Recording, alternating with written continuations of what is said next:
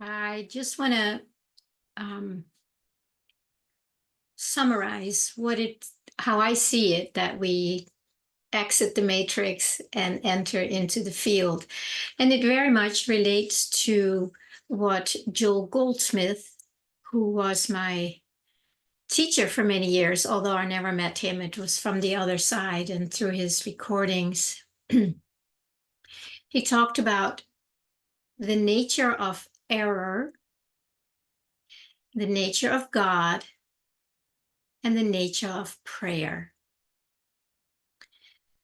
And it's pretty much what I always talk about, but very differently than he did, very different words, very different images.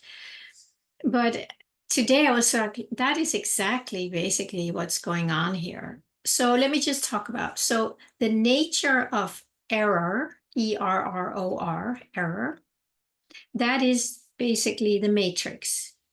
The matrix, if we do not know that we are living in the matrix or in a simulation, in an illusion, then there's not much we can do to get out of it, because why would we? This is all there is. It's like the fish in the water, right? That's all there is.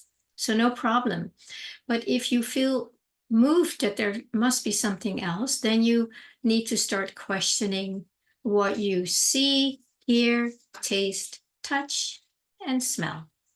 That is the matrix. That is the mind, basically. The matrix is all happening in the mind. You might remember that from the movie, The Matrix. And that's why that's a very popular term for it. So we need to get out of we need to recognize there is a matrix, and we need to know what it is. So pretty much it's everything you see, hear, taste, touch, and smell. Sorry, but that's how it is. Then he talks about the nature of God. The nature of God is basically, like I have used the same example, the kingdom of heaven, kingdom of God, is spread all over the earth and man cannot see it.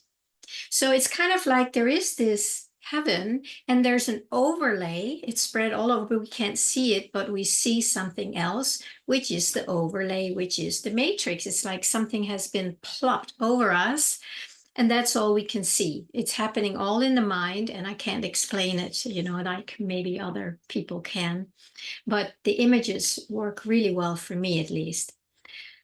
So here we are, heaven on earth, or the field, the way Rumi talks about it. Dr. Joe Dispenza calls it what's it called? The field. It will come to me. Unified field. There it is. The unified field. So there are many, many words for it. There's many, many words for the illusion or the nature of error, and there's many words for heaven on earth, the field, a unified field. So how do we move from one to the other? I wish there were a bridge, we just cross it. It would be so easy, right? So as we realize the nature of error, an error is a mistake. It's something that is not real, it's not true. So when we realize that, then we can start applying all the ways there are available to us to unhook from our belief systems, our emotions, the trauma, everything that just gets us, connecting and engaging in the nature of error, in the error. So first we need to see it, realize it, then we need to do the work to unhook from it. That to me can be a long, long time, many lifetimes, maybe. But since things are speeding up, it might go a lot faster for somebody who starts today than it did when I started, like forever ago. Once we start letting go, we have more energy available to focus on the field, which is, as Rumi says, beyond any ideas of wrongdoing or right doing. Wrongdoing and right doing is the nature of error. It's a belief in right and wrong and good and evil. It's duality. So this veil has been thrown over us of duality, where we see everything as dual: good, bad, right, wrong, sick, well, rich, poor, all that stuff. That is the matrix. That is what we have lived in and as if it is true. But it's not. It's only true in the mind. It's only true at this level.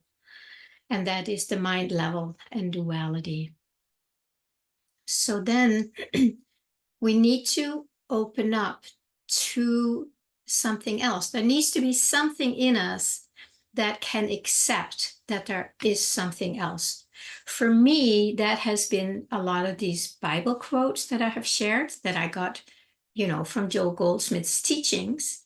Not because I read the Bible myself. I tried many times and it didn't do anything for me. But the way Joel presented it back in the days, it made sense to me. I could feel it. I could follow it as the truth.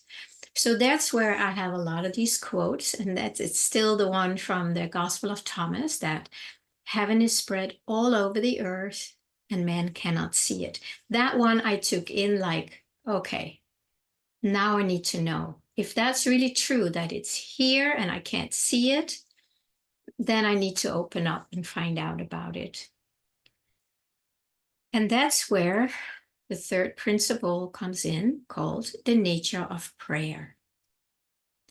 So when I talk about that, the field is here. The field is, it's really the divine. It's the everything that is. It's omnipotent, omnipresent, omniscient. It's everything everywhere. And there is not such a thing as lack in there. There's just the fullness of itself.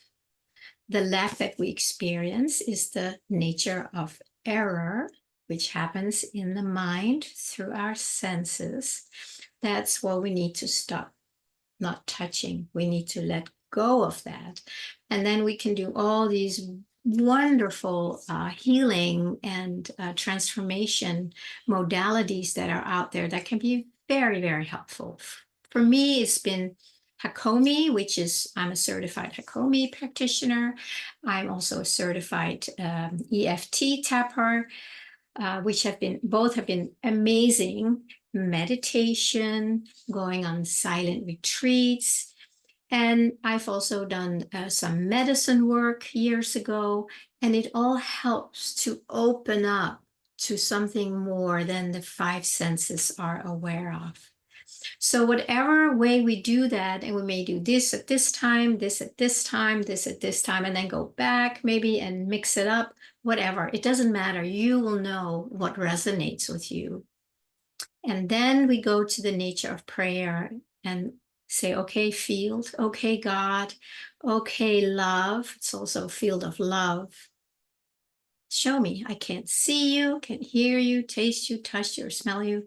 I can sense you. That's where my yumminess comes in, this whole longing, right? That is so alive in me still. But I long for you. I long for peace. I long for love. I long for unity. It's because it's here, but we cannot see it. But we can sense it in our soul. Now we can open up and close our eyes and say, okay, I don't know, but I think you're here. There's something here because I can feel a longing.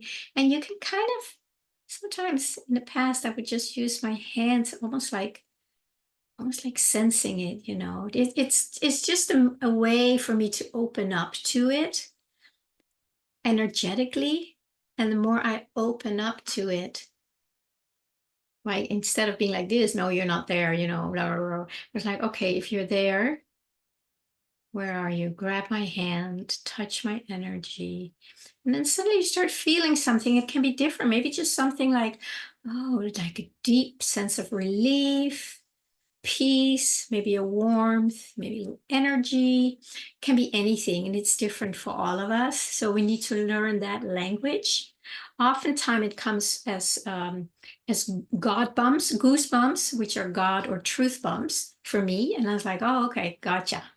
But you need to find your own energy language when you connect with it. And then once you do, then you recognize it. And then it gets more exciting. It's like, oh, here it is. Yeah, I want to stay with that. So then you just, well, however much time you want to spend with this, however important it is to you, that's where you will then make yourself available for the field, for the divine, for love, for peace. You just open up to it, whether you want to use your hands or just it's just an energetic opening of yourself where you have closed off. It's only because we've closed off to it, right? That's the only reason we do this. Because once we're open and are just flowing with it, there's nothing to open up to because we are it. So that was a little short capitulation of getting out of the matrix and into the field and open up to be it and receive it and certainly enjoy it. Okay, give it a try.